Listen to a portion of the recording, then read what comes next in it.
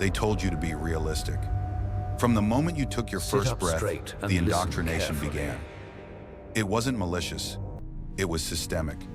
It came from your teachers, your peers, and even the people who loved you the most. They handed you a script and told you to memorize your lines. Be humble, they whispered. Know your place, they warned. Don't dream too big, or you'll only destroy yourself. Society has a fetish for the realist. It worships the logical, the grounded, the safe. And why wouldn't it? Realists are the perfect gears in the machine. Realists follow the rules. They pay their taxes on time. They work their jobs without complaint. They buy things they don't need to impress people they don't like.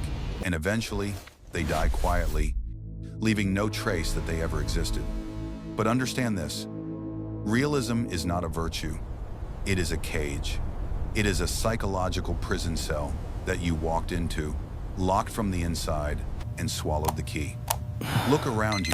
I want you to really look. Look at the people who pride themselves on being logical. Look at the people who mock dreamers. Are they free? Are their eyes burning with purpose? Or are they just existing? Are the perfect they are sedated by machine. comfort, distracted by cheap dopamine, and terrified of their own potential. I'm going to tell you a dangerous truth. A truth that the real world tries to bury under layers of mediocrity. Every single person who ever shifted the course of history, every conqueror, every inventor, every artist, every icon you worship was, by clinical definition, delusional. Alexander the Great believed he was the son of Zeus. Steve Jobs believed he could bend the laws of physics with his will. Conor McGregor believed he was a double champion when he was still collecting welfare checks. They did not see the world as it was. They looked at the same reality you see, but they superimposed their own vision over it. They saw a world that didn't exist yet, and through the sheer force of their obsession, they dragged that delusion out of the ether and forced it to become matter. If you want to escape the cage of mediocrity, you don't need more logic. You don't need another sensible plan. You need to lose your mind. You need to become delusional. This is not magic. This is not law of attraction fairy dust. This is biology. Consider the 4-minute mile. For thousands of years, the medical consensus was absolute. It is biologically impossible for a human being to run a mile in under 4 minutes. Doctors claimed the heart would explode under the strain. It was a fact. It was reality. Until 1954, a man named Roger Bannister did the impossible. He crossed the line in 3 minutes and 59 seconds. But here is the terrifying part. Here is the glitch in the matrix. Almost immediately after Bannister broke that barrier, other runners started doing it too. Within a year, dozens had done it. Today, high school students do it routinely. Did human evolution take a massive leap in 1955? Did our lungs suddenly get larger? No. The biology remained exactly the same. The only thing that changed was the belief. The barrier wasn't in their legs. The barrier was in their minds. The moment one man was delusional enough to ignore the experts, he shattered the collective reality for everyone else. Science calls this the placebo effect. If you give a dying man a sugar pill, but convince him with absolute certainty that it is a cure, his body will often begin to heal itself. His brain releases chemicals to match his belief. This is biology. Think about the implications of that. Your brain cannot distinguish between a vivid imagination and actual reality. If a lie can heal a dying body, imagine what a powerful belief can do to your bank account, to your confidence, to your future. You have a filter in your brain called the Reticular Activating System, the R.A.S. Its job is to filter out the millions of bits of data flooding your senses and only show you what matters. And what matters is determined by what you believe. If you believe the world is scarce and hostile, your R.A.S. will show you every threat, every failure, and every reason to give up. If you believe you are destined for greatness, your R.A.S. will blind you to the obstacles and highlight the opportunities. You are not stuck because you lack talent. You are stuck because your R.A.S. is programmed for survival, not for conquest. You are worshiping your current circumstances. You look at your empty bank account, your loneliness, your failures, and you accept them as the truth. That is your sin. The delusional man treats the present moment as a temporary inconvenience. He worships a future that only he can see.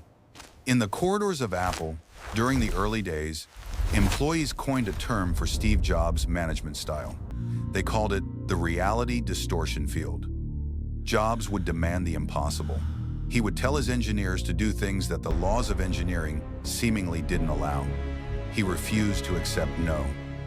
He refused to accept it can't be done. He would stare at them with those intense eyes and simply say, do it. He was, by all social standards, unreasonable. Do it. He was delusional. And because he refused to live in the same reality as everyone else, because he refused to compromise with the possible, we now carry supercomputers in our pockets. There is a very fine line between a madman and a visionary. The only difference is results. When you are delusional and you fail, they call you crazy. They lock you up. When you are delusional and you succeed, they call you a genius. They write books about you. Most of you are terrified of being called crazy. That is why you are weak. You care more about the opinions of sheep than the destiny of a lion. You are waiting for permission.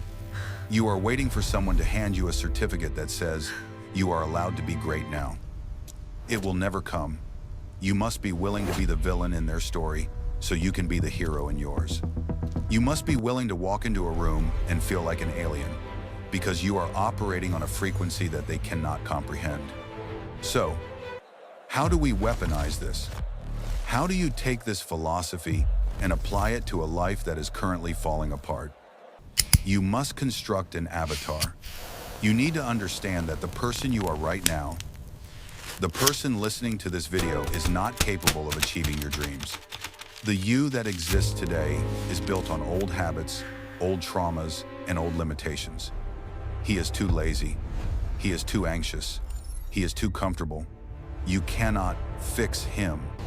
You must kill him. Tonight, I want you to hold a funeral for your old self. Write his obituary. Detail his fears, his excuses, his failures. Acknowledge him. Thank him for keeping you alive this long. And then bury him. And then ask yourself, who is the architect? Who is the man who has the life you want? Beyoncé created Sasha Fierce to handle the pressure of the stage. Kobe Bryant created the Black Mamba to handle the pressure of the court. This isn't about faking it until you make it. That is advice for imposters. This is about acting as if. It is about identity shifting. When you walk into a room, how does this new avatar walk? Does he look down at his feet, or does he make eye contact that pierces the soul? How does he speak?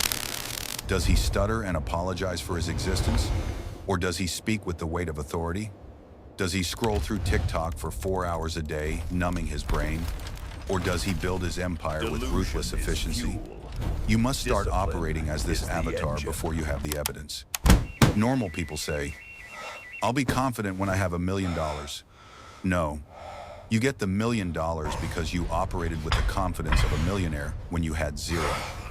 You must carry yourself with the arrogance of a king who is currently in exile, simply waiting to retake his throne.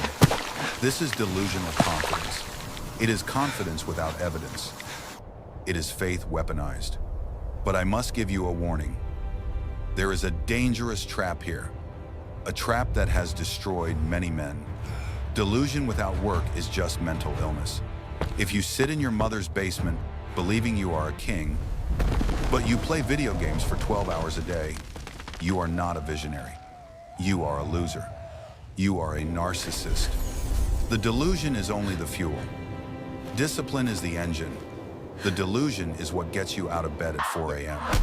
The delusion is what makes you endure the pain that would break a normal man. But you must still do the work.